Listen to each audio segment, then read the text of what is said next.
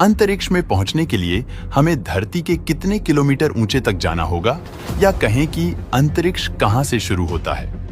जिस तरह धरती के अंदर मुख्य और उप मिलाकर 5 परतें पाई जाती हैं, उसी तरह धरती के ऊपर भी परतें होती हैं, जिनकी संख्या 5 होती है। हालांकि धरती के ऊपर की परतें मुख्य रूप से ठोस या तरल न होकर धूल और गैसों से बनी होती है। इन परतों का नाम कुछ इस प्रकार है: ट्रोपोस्फियर, स्ट्रेटोस्फियर, मेसोस्फियर, थर्मोस्फियर और एक्सोस्फियर। इनके नाम आपको भले ही अटपटे लगे, लेकिन इनका काम सुनकर आपको बेहद खुशी होगी, क्योंकि इन्हीं की वजह से तो हम और आप जिंदा हैं।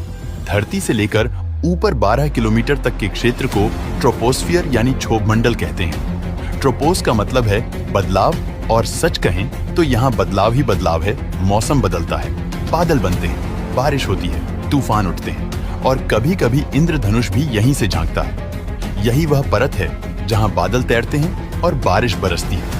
हवाओं की दिशा और स्पीड यहीं तय होती है, जिससे कभी तूफान आता है तो कभी ठंडी हवा। शुरुआत के 2 से 3 किलोमीटर तक आपको हवा सामान्य लगेगी, लेकिन ऊपर जाते जाते ऑक्सीजन कम होने लगेगी, जिससे आपकी सांसें भारी होंगी और बिना ऑक्सीजन सिलेंडर के ज्यादा देर रहना मुश्किल हो जाएगा।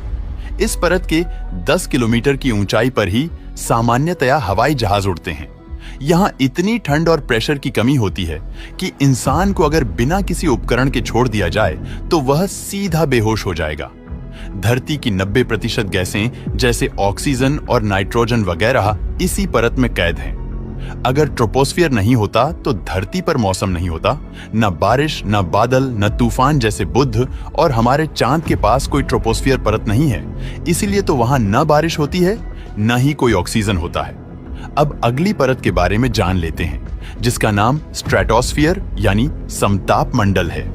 यह परत 12 किलोमीटर से लेकर 50 किलोमीटर ऊपर तक फैली होती है। जैसे ही आप इसमें कदम रखते हैं, आपको एहसास होगा कि यहाँ का माहौल धरती से कितना अलग है। जहाँ ट्रोपोस्फियर में तूफान, बारिश और बिजली कड़कती है, वहीं स्ट्रेटोस्फियर में आकर सब कुछ शांत हो जाता है। यहाँ मौसम का कोई खेल नहीं होता। मतलब अगर आप यहाँ खड़े हैं तो नीचे के तूफानों को बस दूर से देखते रहेंगे।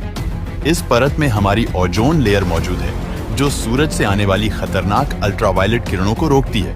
अगर यह ओजोन परत न होती तो धरती पर जीवन कभी भी सुरक्षित नहीं रह पाता।